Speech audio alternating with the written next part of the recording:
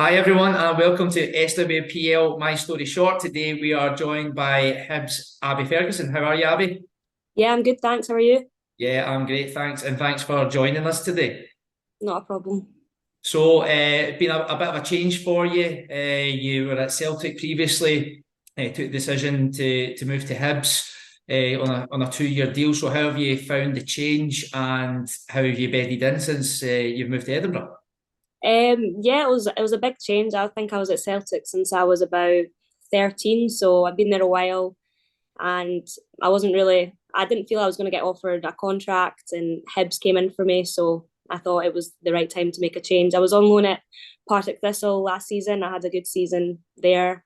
I really enjoyed it, and the assistant at Thistle went and became the assistant at Hibs, so it kind of just worked out well for me that he asked if I'd want to go sign. That's great. And obviously, at this stage of your career, you do now want to start getting games under your belt. You obviously went out on loan last season, but just now to be settled and playing week in, week out for the first team and pushing up the league as well, rather than playing in the youth ranks, is obviously going to help your development. Yeah, no, absolutely. I was used to the full time football, which I think was good for me. So obviously at Celtic we were full time, and then moving to Hibs it's also full time. So I was used to that, and obviously just playing regular minutes is definitely a confidence booster for me. And I feel like I've started the season pretty well, so I'm happy with that.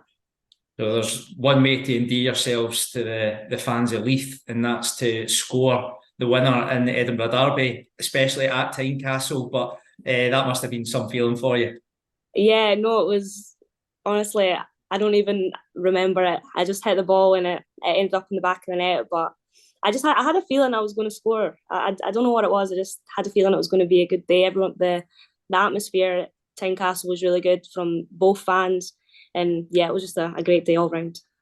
I think as well that it's showing the progression of the game that you're getting to play these games at these stadiums. I know that Hibs are played games at Easter Road, playing the Mhm. derby at Tynecastle as well. It's a great experience for you as players, but shows a sign of intent from the clubs as well to support their women's teams. Yeah, no, it does absolutely.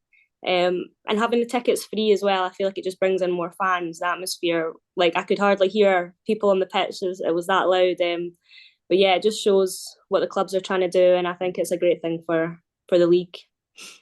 And as you said as well, that you felt yourself that you started the season well. I think your performances have shown that, and it resulted in a call up to the under 23 squad. So you were away with them to Italy training camp, and then playing the match against Australia as well. So I'm assuming that was a great experience for you of knowing a lot of the girls through the other Scotland youth ranks, but getting up to the 23s and just trying to push yourself on as well.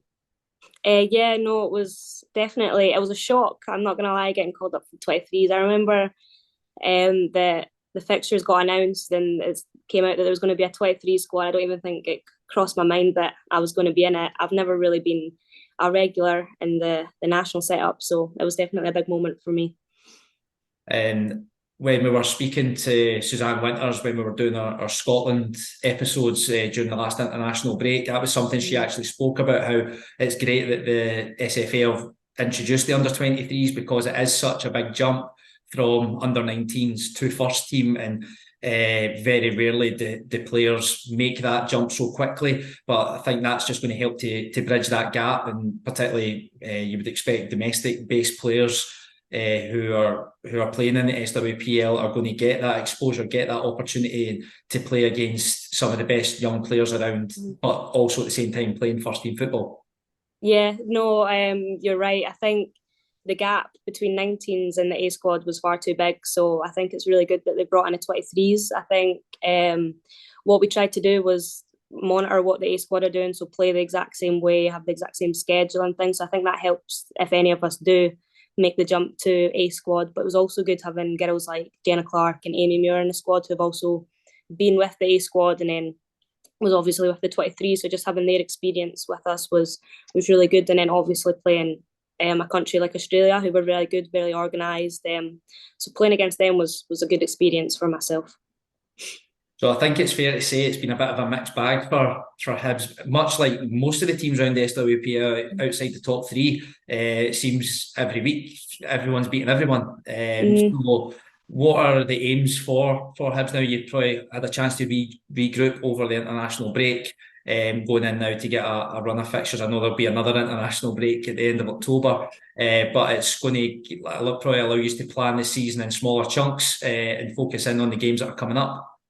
Yeah, I think the season we've had has been probably up and down so far, but I think it is a rebuild. No one expected anything to happen overnight with Hibs, especially the season they had last season. So we're just taking it time at a time. I think our aims probably are to finish fourth or fifth, but I think the league has shown at the minute that anyone can beat anyone, and that's the exciting part.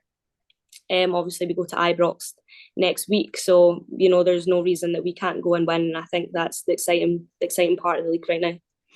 Yeah, as you say, there's a rebuild. You've got Grant back in and bringing in new players, bringing through a lot of youth players, but then you've also got the experienced players in there like Shiv and Joel that are still there and as the leaders, I'm assuming, in the dressing room. But that's something for you girls that are just coming in or the younger ones coming through to strive towards.